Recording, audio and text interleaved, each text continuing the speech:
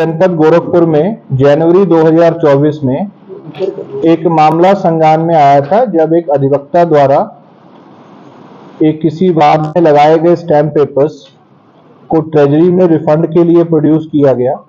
तो जानकारी हुई कि वो स्टैम्प पेपर्स कभी वहां से इशू ही नहीं हुए थे। उन संबंधित जो स्टैम्प पेपर्स हैं उनको तकनीकी रूप से लैब के माध्यम से जब जांच कराई गई तो वो फेक पाए गए। इस संबंध में एक मुकदमा थाना कैंट पर पंजीकृत हुआ था। फेक स्टैम्प पेपर्स के मामले की गंभीरता को देखते हुए सीओ कैंट के निर्देशन में एक एसआईटी का गठन किया गया था, जिसको पहले एएसपी मानुष पारेख और बाद में एएसपी हंसिका वर्मा द्वारा हेड किया गया।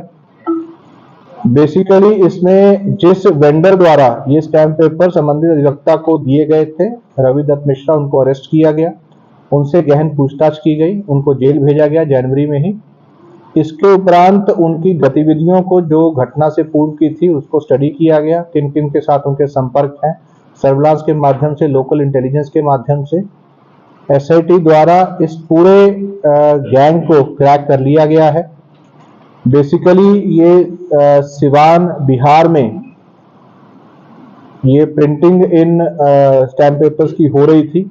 इसमें 2 व्यक्ति अरेस्ट हुए हैं जिनका संबंध सिवान बिहार से है, कमरुद्दीन और उनका नाती साहिबजादे।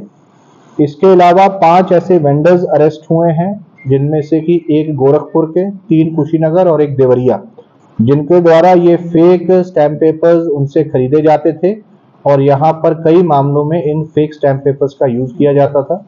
क्योंकि ये सब लोग नोटिफाइड वेंडर्स हैं तो इनको ये जानकारी थी कि किस सीरियल नंबर के स्टैम्प पेपर्स ट्रेजरी द्वारा इशू किए जा रहे हैं।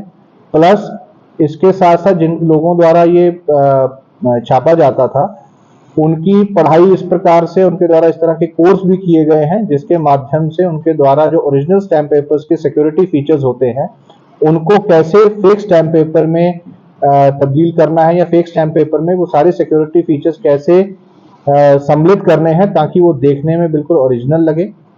इसमें जो सिवान के एक व्यक्ति अरेस्ट हुए हैं, ये 1986 या 2014 में भी पहले ऐसे ही संबंधित मामलों में जेल जा चुके हैं।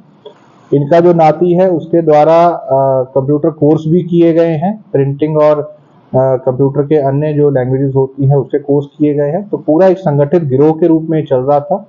इनकी पूछताछ में कुछ अन्य वेंडर्स और लोगों के फॉरवर्ड और बैकवर्ड लिंकेजेस के नाम सामने आए हैं, जिनके ऊपर हमारी इन्वेस्टिगेशंस चल रही हैं। इस पूरे गैंग को क्रैक करने में इस पूरी एसआईटी टीम को मेरे माध्यम से 25,000 रुपए का नगद पुरस्कार घोषित किया जा रहा है और इस टीम का प्रोत्साहन के लिए इनको और अवार्ड्स के लिए भी मुख्यालय इनका नाम भेजा जाएगा। सर, अभी तक कितने का अरेस्ट है जो बना चुके थे? देखिए, इस तरह का कोई रिकॉर्ड तो नहीं है, लेकिन काफी वर्षों से इनके द्वारा ये कार्य किया जा रहा था।